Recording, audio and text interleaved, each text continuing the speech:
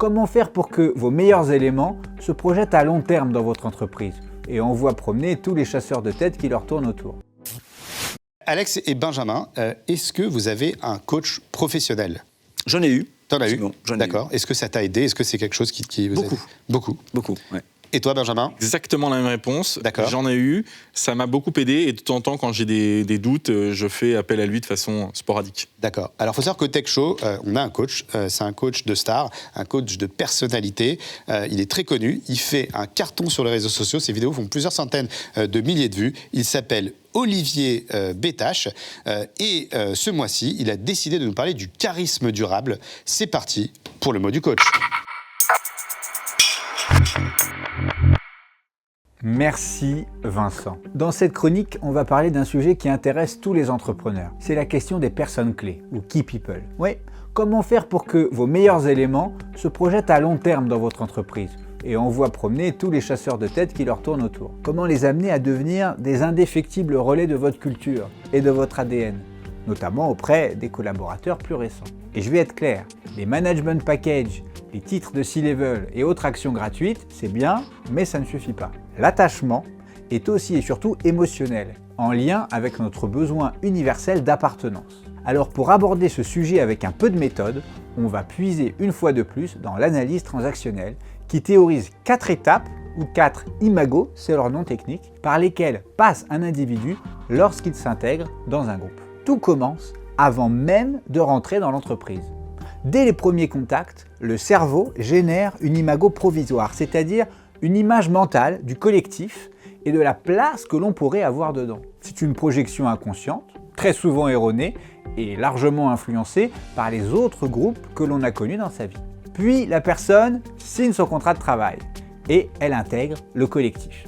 Elle va alors rentrer dans une phase d'adaptation durant laquelle elle va surtout observer et intégrer les règles et la culture du groupe. C'est l'imago adaptative. Quelques mois passent, environ 8 en moyenne, mais ça peut varier un petit peu, et intervient alors un changement. L'individu bien installé sort de sa posture adaptée et va venir challenger, voire déstabiliser le leadership. Grogne, revendication, tiraillement, divergence sur la stratégie ou les valeurs, c'est l'imago opérative.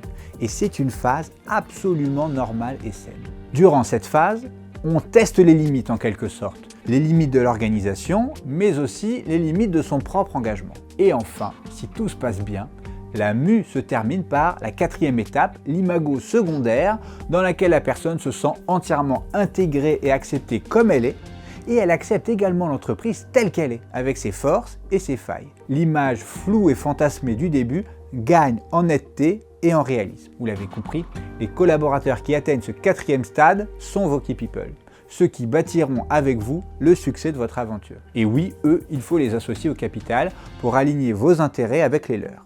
Mais attention à ne pas mettre la charrue avant les bœufs. Alors, chers managers, DRH, CEO, voici maintenant quelques conseils pour accompagner au mieux ces différentes phases. Pour la première phase, essayez de clarifier au plus tôt, c'est-à-dire dès la page de recrutement de votre site, ce que votre entreprise est et n'est pas, afin de contenir les fantasmes et limiter les déceptions futures. Idem pour le process d'entretien, essayez de donner à voir au maximum la réalité telle qu'elle est sans la maquiller. Pour faciliter la deuxième phase, soignez votre onboarding en donnant du cadre, notamment avec des process et des périmètres simples et clairs.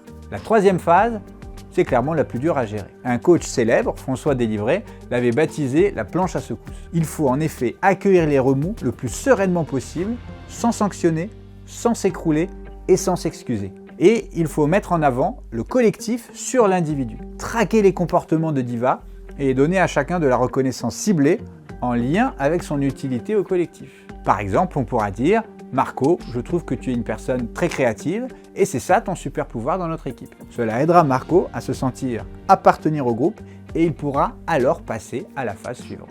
Et la phase 4, c'est celle où on récolte. Il faudra malgré tout veiller à offrir un maximum d'autonomie et en tant que responsable, à rester garant de la vision, des règles et des périmètres. Au fil du temps et des phases qui se succèdent, les liens deviendront de plus en plus spécifiques et interpersonnels. Si l'on demande par exemple à quelqu'un de décrire ses collègues au tout début de son intégration, il dessinera des grandes catégories, du type « il y a moi », ma boss et les personnes du marketing. Alors qu'arrivé au 4e stade, la même personne décrira des relations interpersonnelles du type moi, Tiffaine, Younes et Lola. Et ces liens sont cruciaux pour la solidité d'un collectif, car ils permettent de rester soudés, même dans les moments difficiles. Et évidemment, quelques séances de coaching peuvent largement aider pour débloquer un passage de niveau. Allez, salut! Merci beaucoup Olivier, c'était vraiment passionnant comme toujours.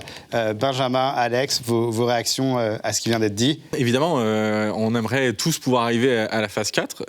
Il y a des vrais enjeux, des vrais challenges.